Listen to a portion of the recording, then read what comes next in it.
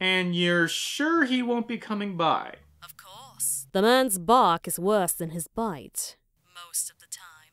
Yeah, that's not putting me at ease. Look, you don't spend years around the man without learning what he actually means when he says, "I'm gonna tear your asshole out through your eye socket." And this isn't one of those times. Sure, why not? Thank you for the vote of confidence. I'm sorry. Am I supposed to be your mother? You're the one who decided to review the thing he was expressly threatened to not review, and now it's time to pay the piper. By possibly having my asshole ripped out of my eye socket. Is there a bloody fucking echo in here? Oh, I'm sorry. It's just difficult for me to wrap my head around the very real possibility of having my asshole ripped out of my eye socket by a goddamn vampire.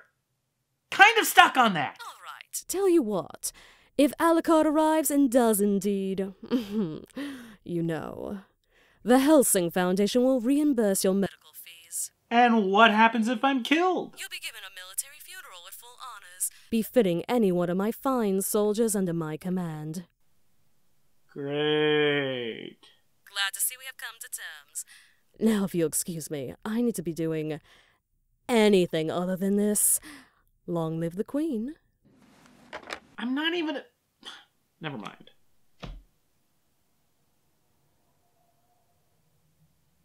Did I just have a full-on conversation with a fictional character? Wouldn't be the first time.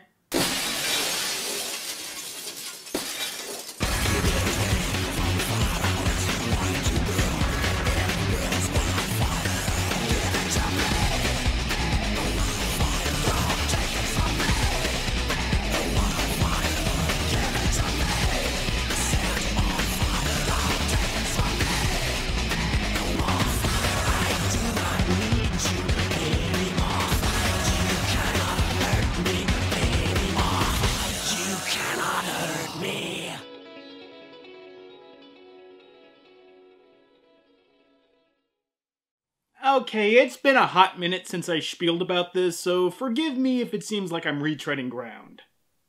I hate vampires. Now, my hatred for the Children of the Dark has experienced something of a cooldown since the Twilight phenomenon has passed us by, but my hatchet remains unburied and firmly in hand. From the aesthetic to the limited story avenues, the vampire and I could not be at further opposites to each other. So it should only follow logic that I find Hellsing, probably the most visible and most popular vampire anime of all time, to be absolute thumbscrews. But here's the thing. I can get behind a vampire story that's just about exterminating vampires, because all that would entail is just a bunch of people slaughtering monsters. In that way, vampires would serve no different purpose than any other mindless undead. You might make the argument that turning vampires into glorified zombies defeats the purpose of a vampire being an intelligent and cunning demon, but I say, where's the fun in that? So on the outside looking in, it seems that Hellsing is able to check the one box that I look for in tolerable vampire media. Do a lot of vampires die in your story?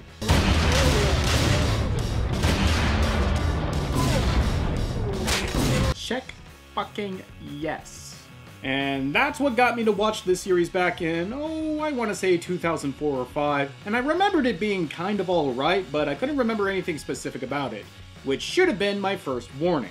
So I rewatched it for this review, and holy goddamn, Hellsing the TV series is terrible! Oh sure, I've reviewed worse TV series on Anime Abandon. Virus Buster Search, Pilot Candidate. Oh, sorry. Had something in my throat there for a moment. Virus Buster Surge and Pilot Candidate. But this is a special and rare kind of terrible. The kind of terrible that can only happen when you combine a lack of budget, creators deciding to veer from the source material, and top it all off with everyone involved seeming like they couldn't be asked to care. It's a twisted cocktail of cheapness, laziness, tunnel vision direction, and enough blood to film 3 Carrie movies. This is Hellsing. First off, let's get everyone on the same page. Released in Japan in 2001 and stateside in 2003, Hellsing is a television series adapted from the manga of the same name by Kota Hirano. The name Hellsing should ring more than a few bells, as it's lifted from vampire hunter Abraham Van Helsing. You know, of Dracula fame. You might have heard of it. Maybe. However, in this go-around, Hellsing is the name of an occult organization tasked with protecting the United Kingdom from the vampiric undead on Her Majesty's Secret Service. In place of Bernard Lee is Integra Hellsing, presumably a distant relative of Abraham, and in place of Lazenby is the vampire agent Alucard. My name's a bit of an enigma as well. Okay, Allie, your manga came out the exact same year as Symphony of the Night, which came out 54 years after The Son of Dracula. Who do you think you're fooling? Dr. Acula was more subtle than you. Oh, and if that weren't enough, the anime just pretty much outs it by showing Alucard silhouetted by an obvious caricature of Vlad Tepes.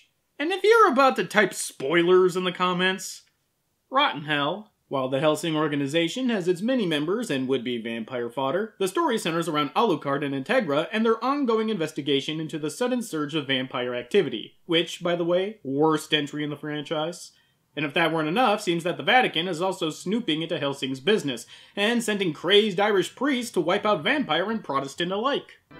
Poor Enrico Stivoletti's soul is lost, but his mortal remains will at last find peace at the hands of this most sacred blade. I kick ass for the Lord! Caught in the crossfire of said investigation is Sarah's Victoria, a policewoman who was saved from death by being turned by Alucard. Remember that the choice was always yours, police girl.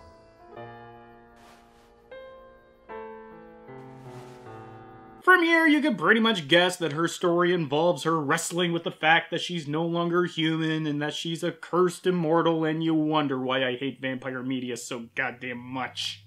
Look, maybe the first time we got a sympathetic portrayal of a vampire's insatiable need to feed was an involving and compelling yarn, but man alive, that well has been run dry for decades, and Hellsing doesn't really bring any blessed rains if you catch my drift. But I will admit, her story is the best thing about Hellsing.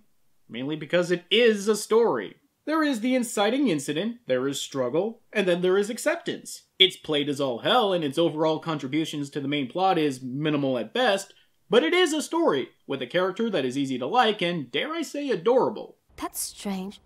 What's it made of? Is it plastic? It weighs in at 15 kilos, plus a couple more for ammo. Sure, I'm damning with faint praise, but you gotta understand, the main story to Hellsing is utter dog shit, if you could even call it a story. It's only after you sat through all 13 episodes of Hellsing do you even realize just how much of a meandering and pointless exercise it all is. To call Hellsing's story irrelevant would probably be the most apt description you can give it, next to fucking irrelevant. This is where my issues with the show go far beyond just my hatred of vampires, and will require me to go into the meat and guts of the story proper. So if you want to see Hellsing despite all my warnings, get out now. So from the initial setup that I laid out for all of you, you might think that there's some interesting questions at play here.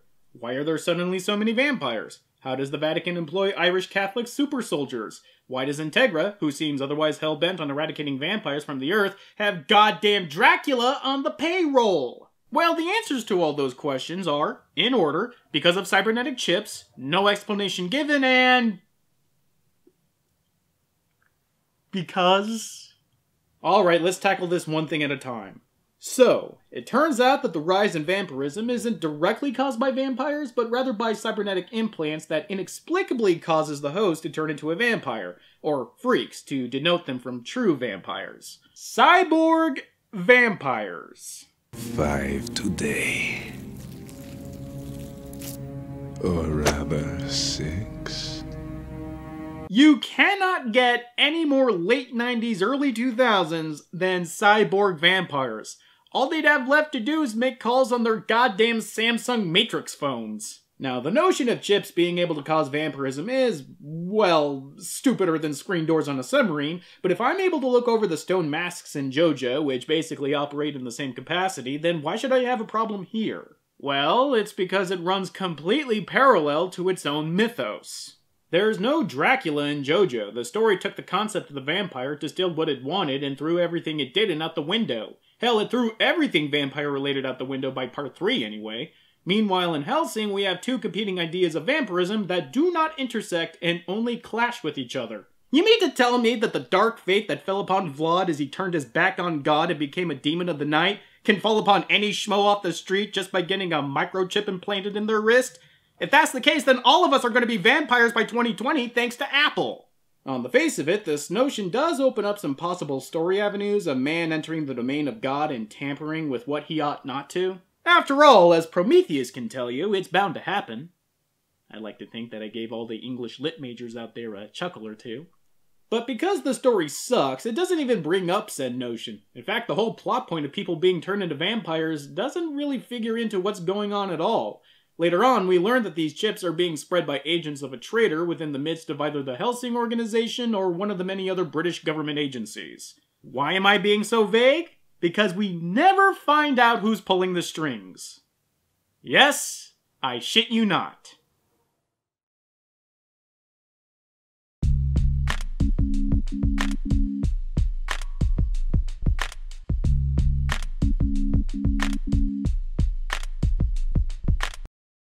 The mastermind behind this entire plot is just taken care of off-screen with only a card of text telling us that the traitor has been dealt with. Could have been this guy, could have been this guy, I guess we'll never know. 13 episodes, just to lead to that. I think it would have been kinder to the audience if the anime just lined them all up and kicked every single one of them in the balls. But we do get a villain in the irritatingly named Incognito. He supposedly serves this mastermind in his plans, which involves summoning an ancient god named Set, no clue as to whether or not this is supposed to be the Egyptian god of the same name, and thus imbue him with the power to destroy Alucard and the whole world. What does this have to do with the freaks? There is an all-out assault on the Hellsing Foundation using an hysterical amount of ghouls that were just turned by freaks, but they have nothing to do with Set or his summoning. So what, did they just want to piss in Integra's coffee? Or tea, as it were? The anime further tries to justify the existence of the freaks by having them turn Integra's own men into ghouls, so that way they could be seen attacking the British government, and therefore expose and ruin the organization. But again, if Set was always the end goal, what does that matter? Not only do they threaten my men at the Tower of London, but they dare to try and rob my family of its honor. Yeah, Integra? The tarnishing of your family name is kinda small potatoes next to the fucking world ending. At the end of the day, you can't even call the freaks red herrings. They're just filler. Though they do have their moments from time to time. Look at you. The plot's got you fucked up. Like you're not. What the hell, man? I can regenerate. Of course I'd stick it into something with fangs. Next up, hand dryers! A lot of these story hang-ups can be explained by the fact that the show was being produced while the manga was still in its run, so of course it would deviate from the source material, but that didn't hurt Fullmetal Alchemist, and it certainly didn't hurt Trigun. Also, this doesn't explain why it was done so badly, or why it's so inconsistent with vampirism in general. What are some of the most well-known vampire tropes that anyone with a heartbeat can tell you? Well, they suck blood, they hate garlic, they sleep in coffins, and oh yeah, they can't go out into the sunlight. That didn't come out right. I recommend that you also refrain from going out in daylight. Ha ha! Ha!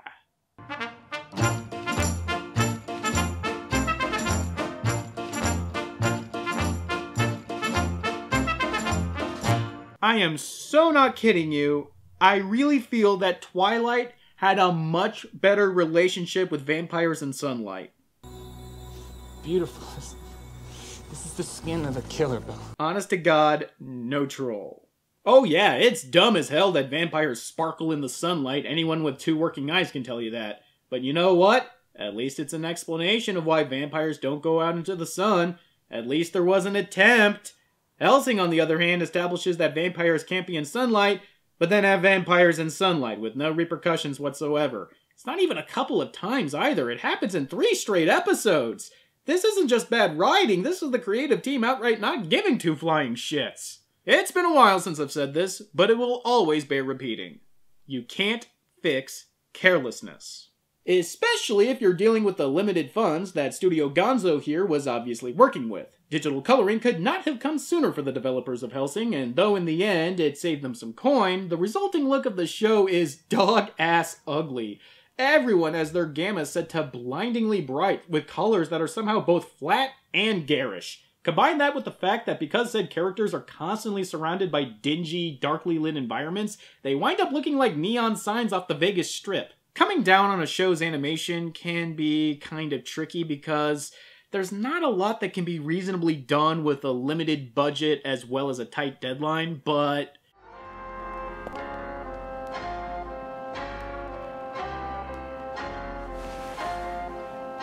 some things you just can't ignore. Oh yeah, girl, that's how you drop it like it's not.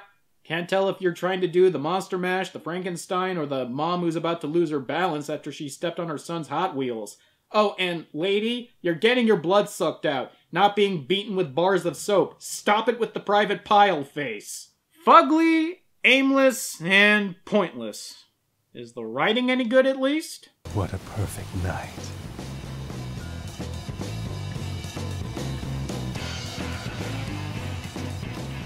The kind of night that makes me want to have a bite to drink. I mean, writing that wouldn't be found on a popsicle stick? Step it up, you demonic vampire bitches! Or found in a Garth Ennis book? Even if you tried to look at Hellsing on an episode-by-episode basis, it still sucks out loud. Characters are dry and completely one-dimensional as they're either military men or crazed psychopaths. There's just no sense of depth to these people at all, always letting the situation play before themselves. And since the story is 12 Kinds of Dumb, it just goes to highlight how boring 95% of the cast is. At least Alucard being a fatalistic bon vivant lends itself to some entertaining scenes, but how do I put this? You know how Deadpool can grate after a while, and that's why he's mostly a bit player in the stories he's in? Hell, you could make the argument that he wasn't even the main character in his own sequel, for crying out loud. Well, it's the same thing with Alucard. Both he and Deadpool are these hyper-violent, near-immortal Deathbringers that are never in danger because of said immortality. But while Deadpool plays it for a joke, Alucard, and by extension Hellsing, play it as straight as possible. Alucard is gleeful at the prospect of dying in combat, seeing as how immortality is pretty boring. And while that might ring true in a theoretical sense, if the character is bored by simply existing, it makes him a boring character. Sure, he tears through wave after wave of freaks, ghouls, and vampire alike, but the problem is that there are no stakes. Pun somewhat intended. We know he's immortal by the end of the first episode, and while the show tries to sow a seed of doubt by having characters surmise that no one is that immortal, you can't ask us to keep suspending our disbelief over and over again if you keep having him take immense amounts of punishment and then shake it off like he was Wile E. Coyote. Releasing Control Art Restriction to Level 3. Level 2. Situation A, release Level 1. Oh, and because Alucard has to loudly announce how serious he's taking the situation, deigning what power level is appropriate, it just telegraphs the fact that there will be a scene by the end of the series where he goes all out. It's the Chekhov's gun of power levels. What's frustrating is that the anime knows how to build a badass with the Hellsing family retainer, Walter, who is just as deadly as Alucard, but is way more involving and interesting. You're far too slow. Ghouls are fine, but I have fought against the true armies of the undead.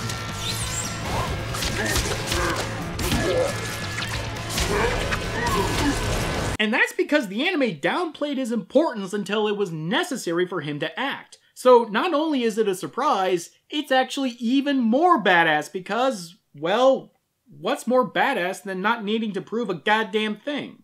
However, I wish this sentiment carried over to Integra herself, because while she can have that quiet confidence and coolness about her, the story doesn't quite know what to do with her or how to involve her in the story.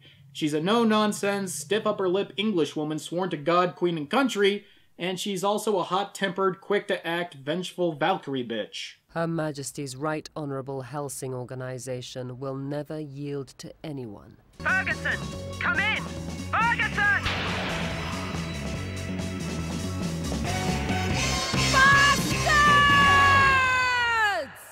It's sort of like the difference between television Picard and movie Picard. Would you choose one life over 1,000, sir? I refuse to let arithmetic decide questions like that. Not to say that these qualities couldn't exist in Integra at the same time, but the reasoning seems to fall, once again, on the terrible story. And nowhere is it more visible and obvious than in episodes 9 and 10, where Integra falls under the hypnotic spell of a vampire and opts to kill herself before she turns, but winds up being saved regardless. Wait, what?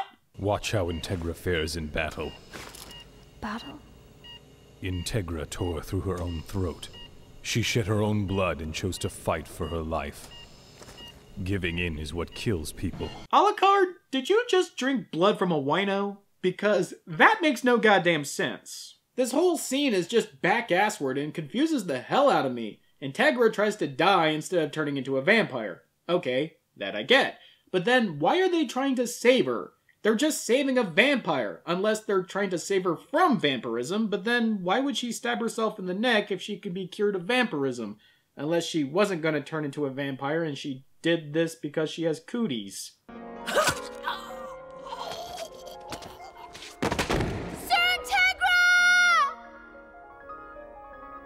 There is impure blood in my veins. And then compounding matters is the fact that Alucard is trying to play this up like she's fighting for her life.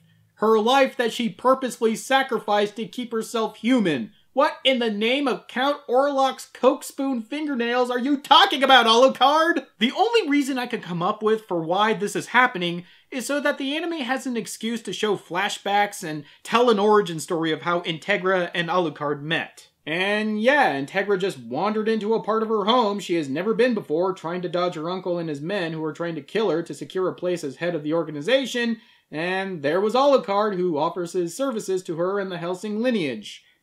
Hooray. But after everything I've been through, there is still one important question I need to ask myself. Is there anything about Hellsing that I like? And surprisingly enough, yeah, there is. Despite how little she interacts with the story at large, and despite her own personal story amounting to nothing but a short shrug, I do find Ceres to be a bright spot in the anime. Likewise, I also enjoy Alexander Anderson's Gleeful Mania. Again, despite how little he interacts with the story at large. The music is also eclectic and hangs a unique, almost baroque atmosphere on the anime. An atmosphere that it did not deserve. And that should pretty much tell you everything you need to know about Hellsing. Everything good about it is done in spite of it, not because of it. I use the word irrelevant to describe Hellsing, and with the existence of Hellsing Ultimate, the show wears the description well. But the only real word you can use to describe the anime itself is lame. It's just so lame, you guys. From the story, to the characters, to the animation, the writing, it's just lame all around. Hell of a way to start off a Halloween month. But hey, look on the bright side. It can only go up from here. Till next time.